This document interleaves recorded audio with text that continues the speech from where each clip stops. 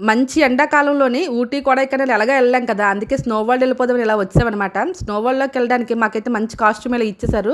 లోపలైతే -5 టెంపరేచర్ ఉంటదంట.